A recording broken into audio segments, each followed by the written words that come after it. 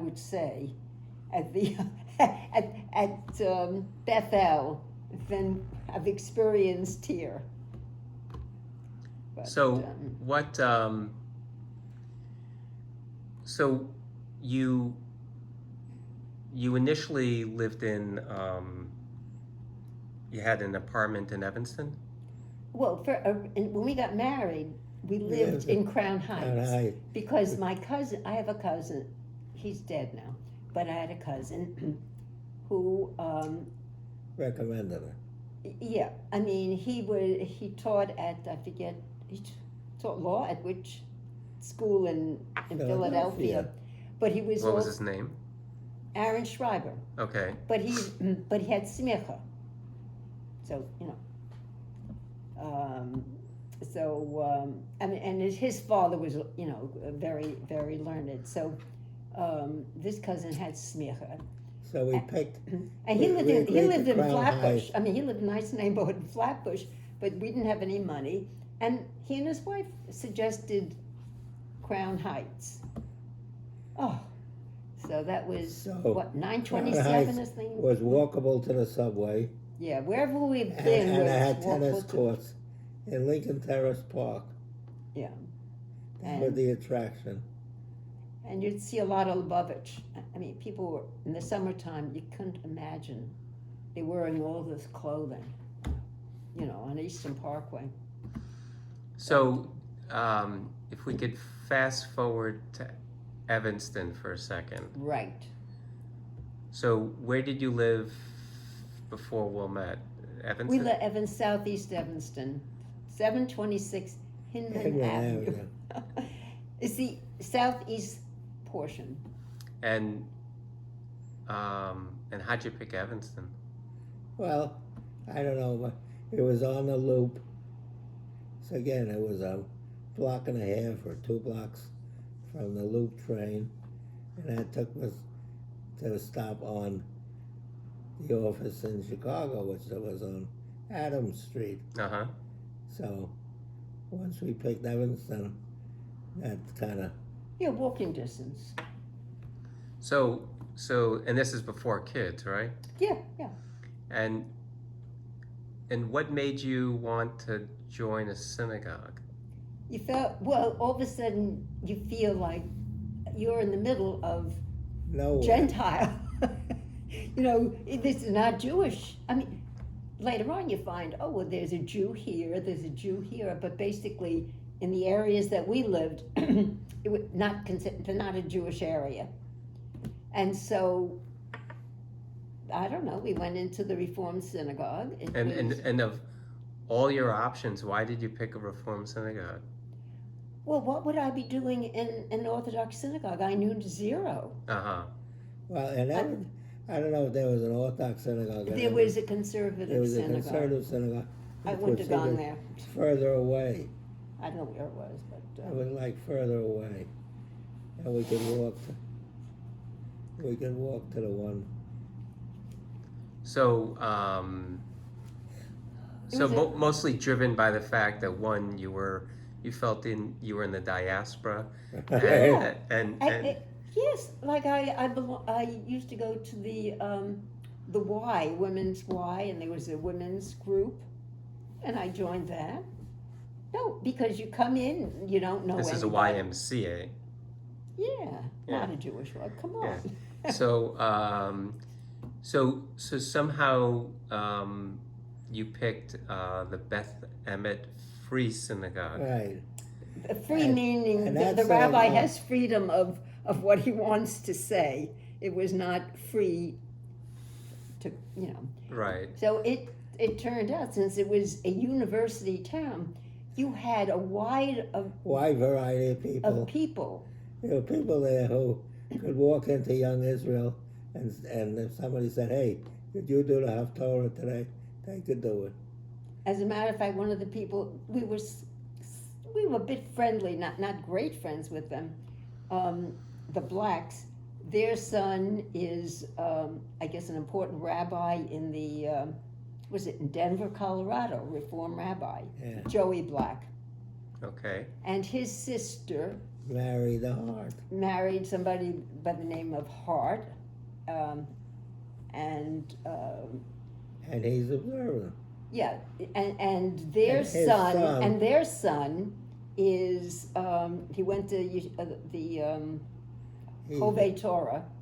His Yeah. name is Ari Hart, and he's a Yeah. dynamic guy in the Orthodox movement, young guy. So it's just that we met a lot of different people. Some people, there was somebody that was at Northwestern. I forgot who Yeah. it was. Professor at Big Northwestern. guy. It was just a lot of different kinds of people and That that were were attracted to interested. this. A lot of them, they were interested in, some people knew things, other people didn't know as much. And, oh, that's right, what's his name? You know, that he used to be a great books discussion leader. Right. Your father, went to that group. It was a very intellectually stimulating And place. about Herbert Hubert. Yeah. Well, he was very interesting because he converted to Judaism, came from Germany, converted to Judaism before he met his wife. I mean, it was an intellectual, he was a dentist in Germany. I don't know where he met his wife, who was some from the Holocaust or something. I don't know. I don't know. I don't remember now. No, so it was. So, and they offered like adult education classes? Oh Yeah, yeah. yeah. When I think I gave birth to you, I think I started to take Hebrew classes, and it was an Orthodox rabbi that had come to Beth Emmet and gave some Hebrew classes. Huh. And then because it was Reform, it's very interesting. You have somebody, he's deceased now, like Eliezer Berkovitz, right? He was a philosopher, Right. Educator. We saw Mordecai Kaplan 2 different times, maybe once he was at the synagogue, once at the conservative synagogue. So Yeah, in terms of the speakers they would attract, They would attract, it's the same It thing. had, it Yeah. had a wide variety of people. Yeah, but also a place like that, you would have, you could have like different concert groups where you have people coming that go to different cities. We saw Yitzhak Perlman there. This is way back. Even so, from the conservative, we even once saw Shlomo Carlebach, who seemed to be a big phony, even then. Yeah. But at any We rate, saw him adjusting his seats. He yeah, like went backstage and he's worried and about what's his name? But that was also from the conservative. They had, Salman Shachter. so Schechter or something like that. Yeah. He came in drag. so No, it's very interesting. We met a lot of. yeah, so I have memories of like Dad bringing his power tools to help put up the sukkah of this synagogue, Right. and I don't have, I guess. Well, you were only you were 10. I mean, you Yeah, know. but I also have this memory, like, was it after services they had some like tea or something, or Well, what was nice is that yes, it's like coffee or tea and cake, and then people would talk. It's like This you're was having it. a kiddush, but without a spread. But it's it's a nice thing because It was you get lemonade and cookies. but you get to meet other people.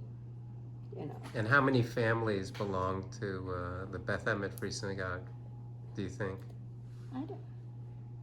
Was it 400? Yeah, it could be. It I'm was a not sure. significant number. It wasn't a small I mean, place. the rabbi David Polish,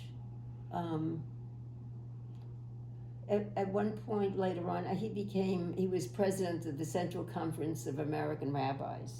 Yeah. So It was he was very politically active People- because if he's head of the reform movement, yeah. He was a real attraction. yeah. I mean, not so much a warm individual, but intellectually, people looked up to him.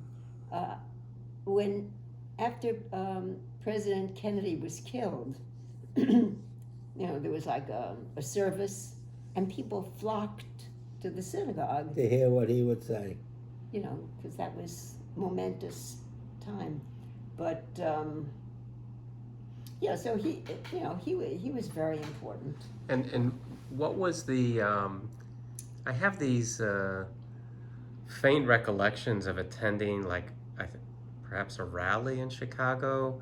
Maybe it was like against the French. Maybe it related to the missile boats that they weren't going to deliver, or like I remember hearing like "Boo Boo Pompidou" or something like that. Do you recall attending any demonstrations in Chicago or for support of Israel or anything? Well, the synagogue was very Zionist. And Oh yeah, that was very interesting. They were And very they would say- Zionistic, you know, because Reform would go all the way to the other side.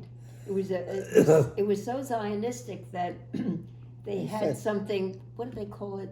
There was a scholarship to for send- somebody to be sent a boy or a girl to Israel, I think, to study for a year. And our friend, their son Steve,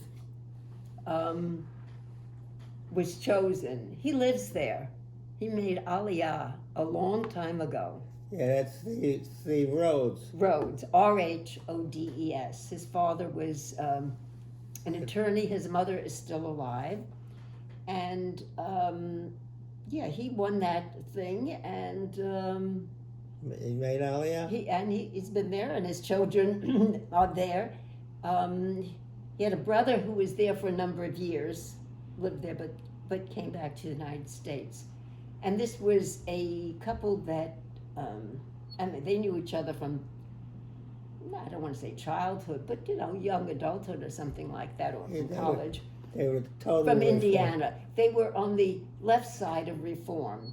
You know, eventually, this was more to the right side of Reform. So, you know, it was a very, very interesting mixture. It attracted a wide spectrum of people. So, so when you moved to Wilmette, you stayed with that same synagogue in Evanston. yeah. Oh, yeah. Oh, yeah. So, explain the transition when you moved to. I remember we spent a difficult summer for you. You know, between your two parents' apartments. Yeah, I mean, that was just because we were so cheap. We should have rented a house in Great Neck Estates, but we didn't want to spend the money. Anyway, you eventually. Mistake. All right, we Might have lived in the estates. we got it on tape now, so we're cool.